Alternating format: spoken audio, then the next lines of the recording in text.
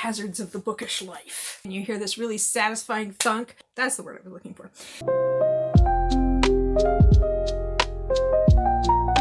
Hi, I'm Sock Marionette, doing business as Bargain Counter Argument, and I'm a middle-aged lady in a tiara talking about books. And today it's library returns. I have 9 books to go back to the library, and I want to return them today, even though it's a Sunday and my library's not open today. But I want to return them and not check out any more books because I have some kind of little reading projects I want to do, video projects, reading projects that I want to do using the books that I already own and haven't yet read, which there's a lot of them. Okay, so I'm going to talk about these. First off, I'm going to talk about, let's see, of the 9, we have 1. The White Plague by Frank Herbert. This is a science fiction novel from 1982, or at least that's when it was published. Frank Herbert is the guy who wrote Dune. This is about the not too distant future from a 1982 perspective, where a terrorist unleashes a plague that ends up killing the women of Earth. So it's a slow motion extinction.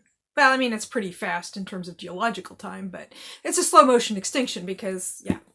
Anyway, I decided not to read it at this time. I think I might have read it before, but if I did, it was a very long time ago. Anyway, this is going back unread. Nothing wrong with it. I just didn't feel like reading it. This one, Even After This, by Deborah Clack, a romance, contemporary romance, and I think it tends to be more on the serious side. It's about a woman who's a widow, and she decides to move from Texas to Colorado, and she ends up getting mixed up with a movie star. I read about 10% of it, and I just wasn't really, nothing was gelling for me, so it was a promising idea, but not for me. I mean, I wouldn't even call it a DNF if I only got to like 10 or 15%. It was just not for me. Same for Matchmaking for Psychopaths by Tasha Cole. This is about a woman who, she does matchmaking for psychopaths who don't necessarily know that they're psychopaths. And then on her wedding day, she gets I think it's like a heart in a box, a human heart in a box or something. I'm not sure. Again, I read the first 10% and the writing style was not for me, at least not right now. It's kind of overwritten in a way. I don't know, that's kind of a mean word to use. The style is kind of ornate, and I don't see why it would be ornate. It's not like motivated by the character's nature or anything like that I can tell. Anyway, it was not for me at this time. It was first person too, so you're kind of stuck in this woman's head, which, you know, might be the point that the author was trying to make, but not for me. Now we're on to the books. I just dropped one. The Hazards of the Bookish Life. At least it didn't land on my toe. So I'm going to go through the rest of the books I read and really, really liked, for the most part. A few little quibbles here or there. I read Friends with Benefits by Marissa Cantor. I enjoyed this. It's about these people who have been friends since they were in 2nd grade. They met in a dance class, and it's never really lined up for them. Like, they're interested, but when they're in like junior high school, they're too shy to talk about it. And every time one of them thinks, oh, I'm going to make my move, the other one says, oh, I'm so glad we're friends. And it never got more complicated than that. And this goes back and forth between the two of them. She comes to a situation where she can get a prestigious internship, and but she would lose her health insurance. So also she has a housing crisis, and he has a housing crisis. And it's kind of like, well, if we're married, then she can have health insurance, and then they can live in his apartment because the lease is goofy. I enjoyed it. I like the Jewish representation. The characters are Jewish. It doesn't get like political. The characters just like they casually reference things related to their Judaism, you know, like going to a bar mitzvah and saying Kiddush and that kind of thing. So I enjoyed that. And also I liked her job. She's a Foley artist. And if you don't know, a Foley artist is a person who uses objects to create sounds or enhance sounds in a movie, television, video, whatever. So, you know, like maybe you see Black Widow punch somebody and you hear this really satisfying thunk. That's a Foley artist hitting a side of beef with a boxing glove or something like that. I guess it was really easy for Rocky. Anyway, so that kind of thing. Like, her big professional triumph is that she managed to recreate a tap dance that was on the screen. It was perfect on the screen, and she recreates it in the sound studio to really make the taps sound good. I enjoyed that, and I think I ended up giving it 4 stars. People Watching by Hannah Bonham Young. This is about 2 people at a crossroads in their life. He's been traveling around in a van doing odd jobs and making music, and her mother has Alzheimer's, and she and her dad are trying to cope with that, and she hasn't left home. She was going to leave home, but then her mother was diagnosed, and she wanted to be with her mother, to take care of her and to be with her.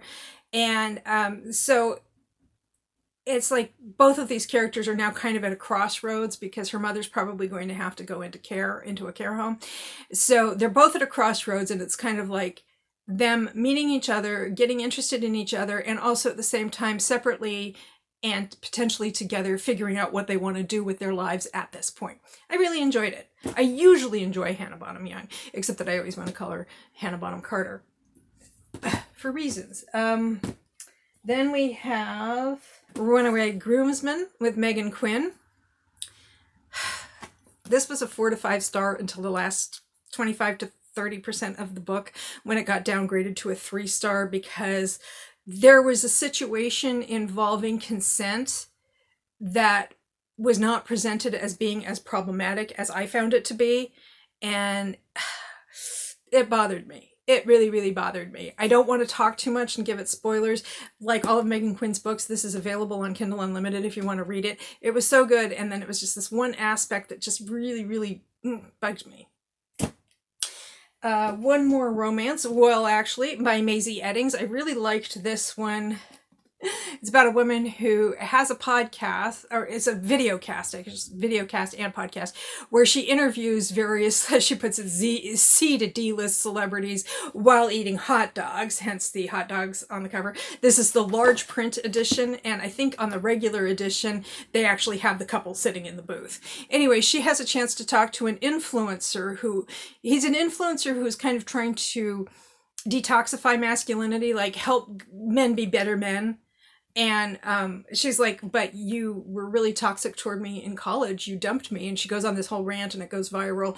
So they end up getting together, and they go on a series of dates. So it's kind of like, it's not exactly a fake relationship. It's more like a dating project where they talk about the dates in advance, and then they debrief afterward. It was so much fun. I really, really liked it. 5 stars. And this is my first book that I've read by Maisie Eddings, and I think she might be my summer personality after June is over, because I really liked her stuff. Now we're moving away from romance and even from traditional fiction. This is fiction, but it's presented as nonfiction, and it is Destroy All Zombies. It's presented as though it's by like some sort of government agency, the Department of Apocalypse Management, or DAM. And it is James T. I was doing so well, but now I'm going to have to get my closies.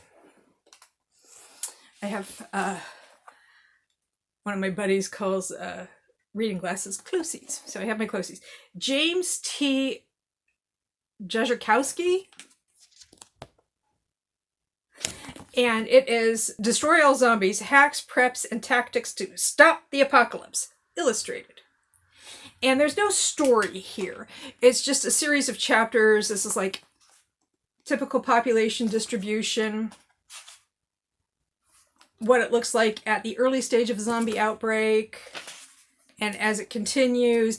And then you kind of, so there's a background, and you kind of, then you get into like defensives, like preparation, like make sure you have, a lot of this zombie preparation is kind of like standard disaster preparedness, like make sure you have plenty of bottled water and food in your house or apartment, so that if you get stuck for any reason, you have food and water.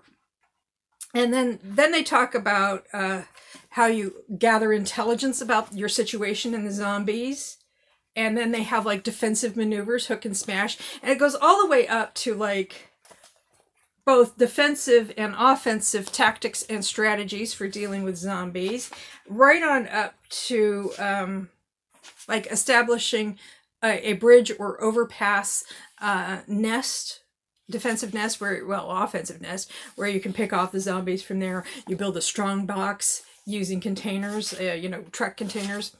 And they have like the plans for basically building a fort using containers from, shipping containers. That's the word I was looking for. So there's no story here. It's kind of fun. Now, this is allegedly available on Kindle Unlimited. However, it's not available across all devices that you might be using your Kindle Unlimited subscription on. Like, I couldn't get it on my Kindle, and you have to have a special app, I think. I think if you have the Kindle app on your phone, you can read it. I'm not sure, but I think it's because it's got, it's so image intensive, and you have image and text that you want to refer to at the same time. So you need some kind of special, you need a really up-to-date Kindle or special app or something to read it. So I think what this would be is a good companion piece to World War Z, An Oral History of the Zombie War, I think it's called. I think that's the subtitle, by Max Brooks, which is, presented as though there was a zombie apocalypse and the survivors are sharing the oral history about it. So I think this would be a good accompaniment to that, but there's no story here as such. And then finally, out and out nonfiction, big fan. Two Friends, 82,490 Miles, and the Wild Wonderful Sports We Love, by Michael Schur and Joe Posnanski. Joe Posnanski is a sports writer, and Michael Schur is a television writer-producer. He produced or co-produced Parks and Recreation, Brooklyn Nine-Nine, what's that? The Good Place, right? Of course, The Good Place, as well as other shows. He worked on The Office, and anyway, so these two have a podcast together. It's called The Pausecast, and it is a sports podcast, but they also talk about other things. And this is a series of essays. They wrote it together, and a lot of these expeditions they went on together. So they go around just exploring fandom, and mostly it's sports fandom. So there's they talk about hockey, baseball, a couple of chapters on basketball, but they also go into other kinds of fandoms adjacent to sports. Like there's a baseball card collector. There's a whole thing about baseball card collection. Like, when does it stop being a hobby that's fun and start becoming something that's commodified because you're trying to make money, and that kind of thing. And also they have a delightful chapter where they live in different cities, and they each have families, and they each took their daughters to a Taylor Swift concert during the Eras tour, one in Los Angeles, one in Kansas City. And they had like a little preface to that chapter talking about like what these two dads thought of the energy of the crowd. But the rest of the chapter about Taylor Swift fandom and making it really personal, each of their daughters wrote part of that chapter. So you have Joe Posnanski's daughter is talking really about the experience of going to a concert, and Michael Schur's daughter is she talks about more about her general Taylor Swift fandom and how she relates to it as somebody who is coming of age as a female in America. So it's really fun. So they do all kinds of stuff. And even if you don't like sports, it's kind of fun. Sometimes they'll get a little into the weeds using sports terminology that you may or may not be familiar with, but it's easy enough to just kind of blur past those and just enjoy the book. So I gave it 5 stars. It's not perfect, but then fandom never is. So that's kind of a meta 5 stars. So those are let me see, did I get them all? Yeah, those are the 9 books that I'm returning to the library, hopefully today. And like I said, I'm not going to check any more out. So this might be the last library unhaul for a few weeks to a couple months. We'll see how the rest of the month shakes out and how I feel going into July. So thank you very much for your attention. If you liked what you saw here, please like, comment, share, subscribe, or don't. I am not the boss of you. And I hope you have a good day or night.